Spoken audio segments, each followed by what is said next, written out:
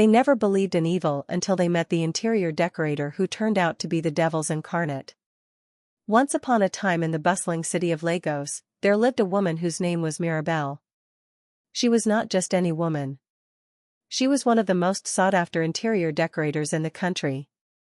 Politicians, business moguls, celebrities, all wanted her touch in their homes. Her designs were breathtaking. Her taste unmatched. Her prices exorbitant. Whenever Mirabel stepped into a home, she transformed it into something out of a luxury magazine. Golden chandeliers, velvet curtains, imported towels that made her clients stand in awe of her work. Speechless, grateful, ready to recommend her to the entire world. However, what they did not know was that Mirabel carried a secret with her. A very dark secret that no one could ever imagine. For every house she decorated, she left behind an invisible gift, one that no one ever suspected. Sometimes it was a mirror, sometimes a carved statue, sometimes a chandelier that hung in the middle of the living room. Sometimes it was just a throw pillow or a picture frame. In the middle of the night, after her staff had gone, Mirabel knelt in the house alone, whispering strange words into her chosen object. Words that filled the object with a darkness so hungry and ruthless. By the time the owners moved in, the darkness was already awake, waiting for the right time to strike. At first, everything seemed fine as her clients lived happily in the home, until everything changed in ways they could never imagine. One day, a young business tycoon named Kelvin Cole contracted Mirabel to bring his dream home to life. Kelvin asked for the best of everything. He was not willing to spare any expense as he wanted luxury beyond compare. Knowing money was not a problem, he demanded nothing less than perfection. Kelvin trusted Mirabel with the project, and as expected, she delivered a masterpiece that nearly made his jaw drop. He was so impressed that he paid her extra millions as a token of appreciation. Mirabel smiled wickedly to herself, knowing it was only a matter of time before her evil was unleashed. Months later, Kelvin threw a lavish party to celebrate his new mansion. Friends, politicians, and associates attended, all marveling at the splendor of his home. But while Kelvin celebrated, the darkness was preparing to strike. Down at the pool, 6 women who had been swimming were suddenly found floating lifeless. Their bodies stiff, eyes vacant. Chaos erupted. Guests screamed, rushing in all directions. Phones came out, cameras flashed, and within minutes the tragedy was all over social media. The next morning, headlines blazed, Kelvin Cole a ritualist. The internet became a court of law. Public opinion declared him guilty.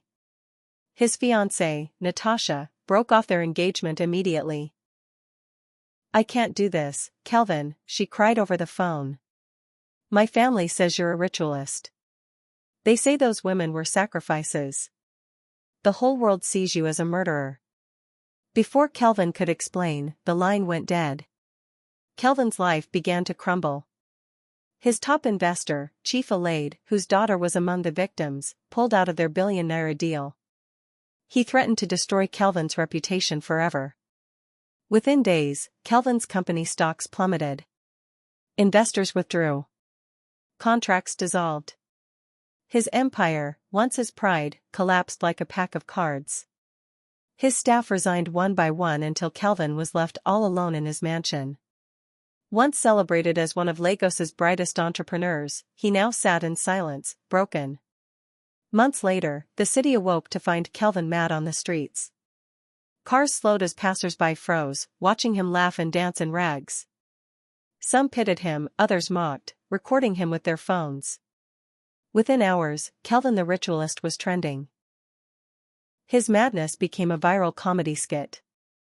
That was how Mirabel ended him, not just with death, but with humiliation that lived forever.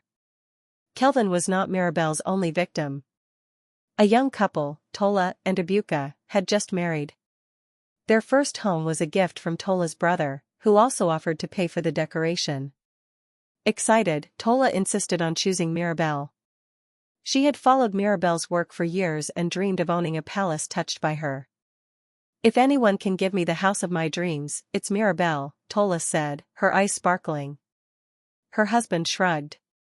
"If it makes you happy, my love."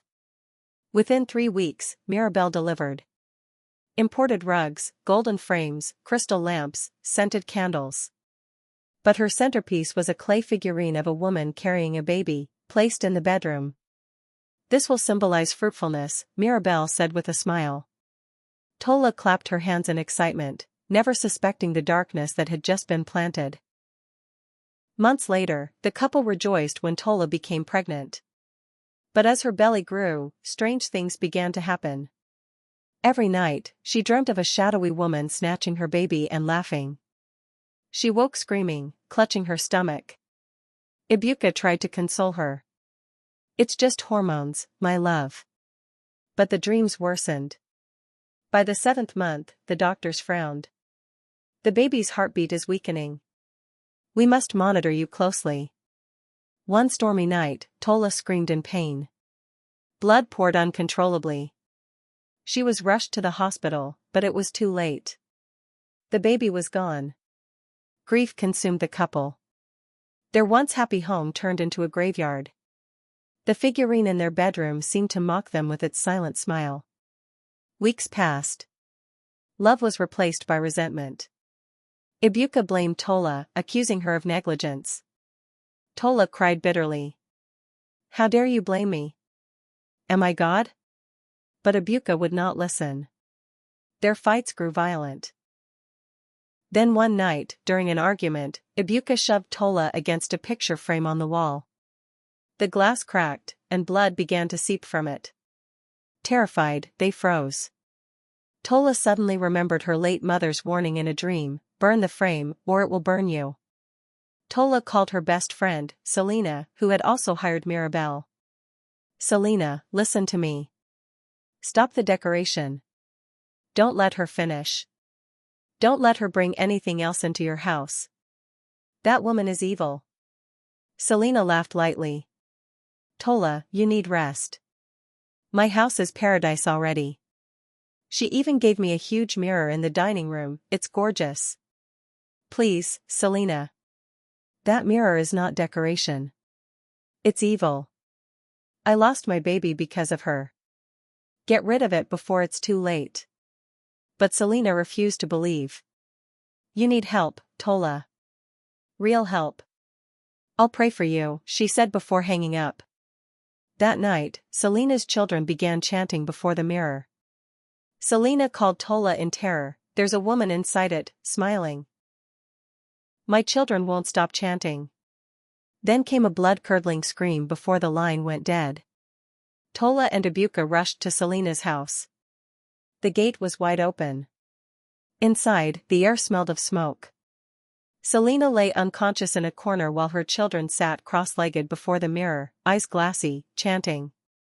When Ibuka grabbed a chair to smash the mirror, Mirabel's reflection appeared. Her eyes glowed red like coal. "Fools," she hissed. "Do you know how many homes bear my mark? Do you know how many souls already belong to me?" The children convulsed. Selina whispered faint words in her sleep. Tola fell to her knees, crying out, "Oh God, save us! Save these children!" The mirror cracked, glowing with light. Mirabel screeched, pounding the glass. With a roar, Ibuka swung the chair and shattered the mirror into shards. Each shard glowed red, then turned black. A monster scream filled the mansion before fading into silence. Selina awoke weeping, clutching her children. But then Tola saw it, the cursed frame hanging on the wall. The same one from her own home. She ripped it down, set it ablaze. The glass resisted, trembling as if alive. Then it split in two, releasing a final shriek before turning to ash. The next day, Tola and Ibuka went to Mirabel's shop. It was empty. Her numbers disconnected. She had vanished. That night, Tola wrote everything down. From the cursed figurine to the bleeding frame to Selina's mirror. She attached pictures, hospital reports, and hit post. By morning, the hashtag Curse of Mirabel was trending. Families across Lagos shared testimonies of strange tragedies linked to Mirabel's decorations. Mirabel was never seen again. A week later, Tola returned to the old market where she had once accused an innocent vendor. She fell to her knees. "I wronged you, Baba. Please forgive me. It was Mirabel all along." The old man placed his trembling hand on her head. "You have seen what many refuse to see. Evil does not always appear with horns and fire. Sometimes it wears a smile. Go, my daughter, and warn others." And so, Tola told her story everywhere. Evil often hides in beauty.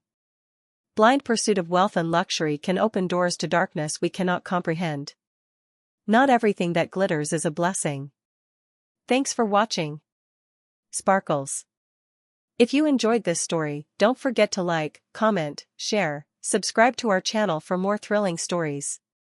Stay tuned, more amazing stories are coming your way.